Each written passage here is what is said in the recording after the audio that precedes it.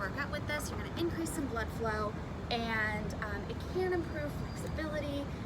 So you're gonna start in a plank position. A lot of times I see people just kind of like flopping over and like a seal or a dolphin on their foam roller. What we actually wanna do is engage your core, press up like you're in a plank, so not all of your weight is on the foam roller, right? I have a lot in my elbows, a lot in my core, and from here, almost like I'm doing a plank, I'm gonna walk myself forward and back. From here, I can then decide how much pressure I want on my quads. So if I'm very, very sore and very tight, I don't want a ton of pressure on there.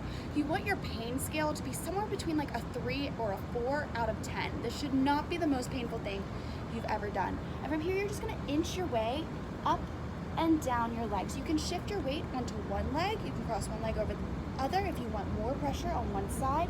And this is just getting the meaty part of your quad. You can go all the way up to the hip flexor, get in the crease if you want, and then all the way down to your knee, but you're gonna stop at your knee joint, just not going over any of those bony processes.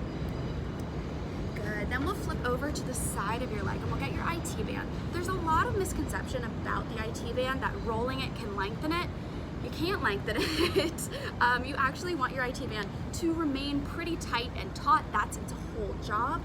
But you can increase some blood flow to the area, and that may improve the overall flexibility of that tendon. And you can go all the way down toward your knee and up onto the side of your glute and your hip.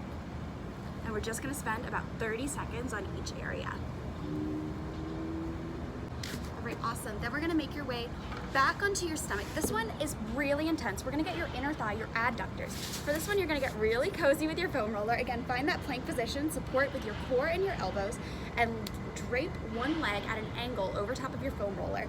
Press that back heel up, and you can see it, toes flexed, so we're gonna push up into our plank, and we're gonna inch our way in towards our groin, inner thigh, and out towards your knee. You're gonna stop at this little cherry right above your kneecap. This is your VMO, your vastus medialis.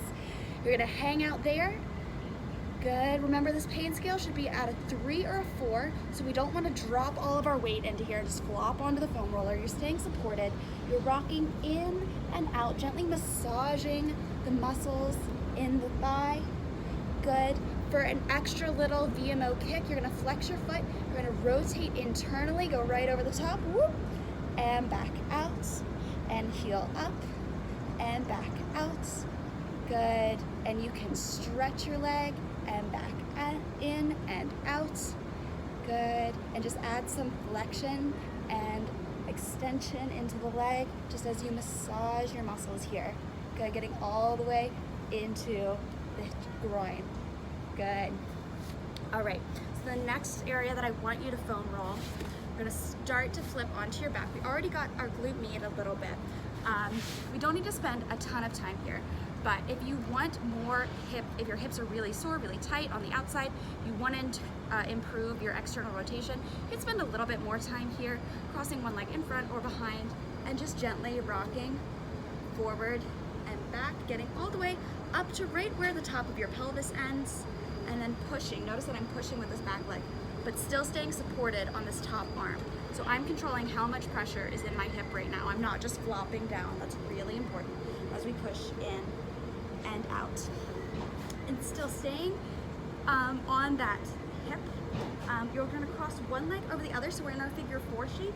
You can see I make an arrow with my leg here. I'm gonna let that arrow turn towards the hip that I want to massage.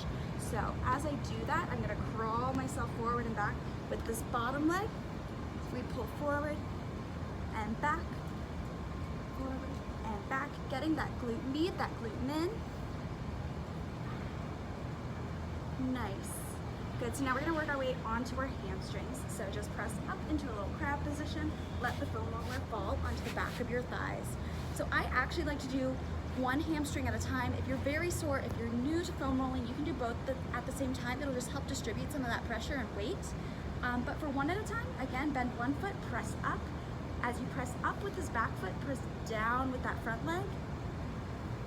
And gently massage, going all the way up, pushing off with your hands and shoulders. Again, my abs are still engaged, my arms are working, so I'm in control of how much pressure is in my hamstring right now as I massage.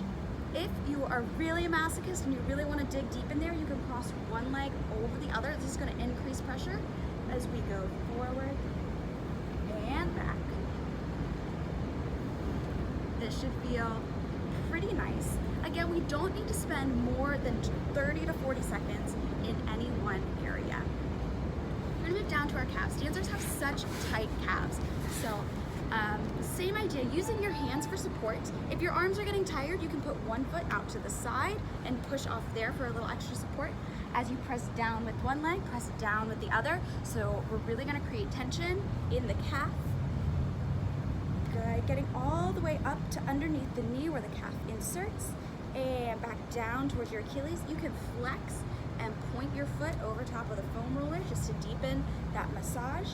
You can turn your leg in and out so we get the outside of your calf as well. If you suffer from shin splints, this is so important. Making sure you get the inside as well. So we're turning our foot in. And you can even just go right over the meaty part of your calf and just turn your foot in and out, massaging this the whole time, all the way over. You'll feel it just flip over the calf. All right, keeping in our posterior side, we've done calves, we've done hamstrings, we've done glutes. We're gonna work our way up to your back.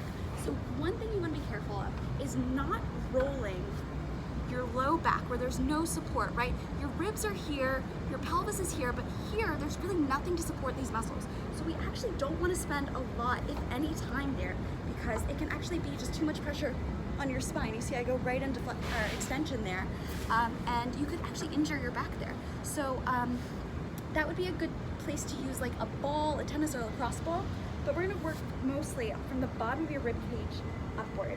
What you're going to do is take your elbows nice and wide like you're chilling in the sun like I am today, and you're gonna pull your elbows together. So notice, if I sit with my arms open like this, there's not a lot of space between my shoulder blades, right? So all of these muscles that sit between my shoulder blades are protected by my shoulder blades with my elbows pushed together. When I pull my elbows together, you can see all of this space opens up. So I go into this contracted position, my back gets really wide, all of these muscles are now exposed, meaning I can massage them out.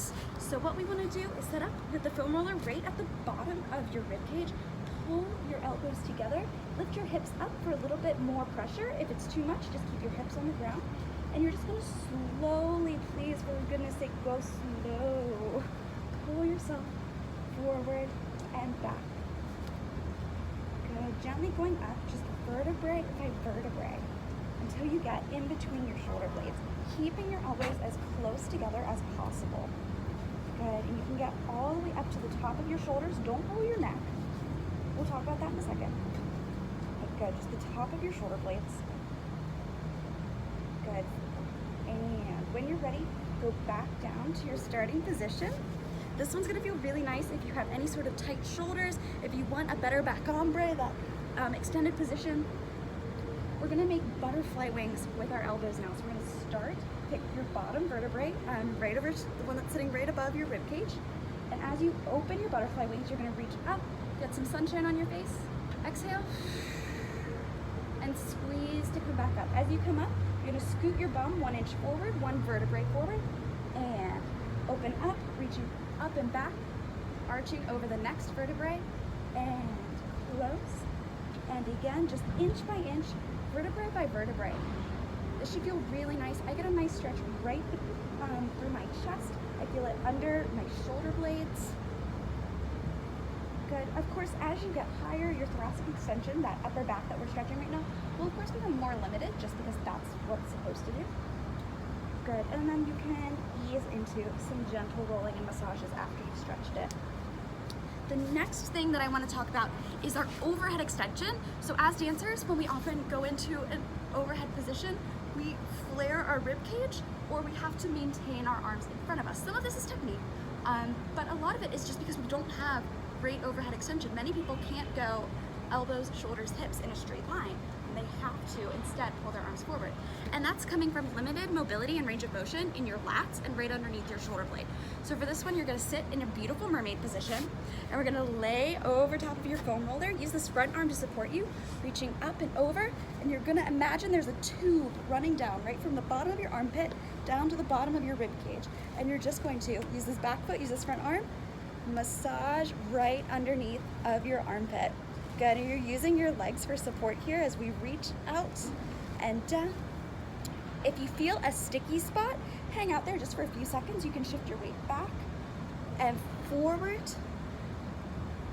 You can take your arm out and up, adding some range of motion into this stretch, into this massage. Out and up. This should feel really nice. If you have neck pain, I was talking about that earlier, this is actually a really great exercise to help with your neck pain. A lot of time our neck will compensate for a lack of range of motion in our shoulders. So you can be doing this as well. Good, great job. One more thing, it's not really foam rolling, or it's not rolling perhaps, but it is great just to use your roller. I love doing this. Same idea, increasing shoulder mobility and range of motion here. You're just going to sit back on your heels, walk your hands forward, and let your head hang heavy between your foam roller, or between your elbows, resting your hands on your foam roller. If you can't rest all the way down, just stay as high as you can, whatever's comfortable. But if you can rest your head on the ground, that's great.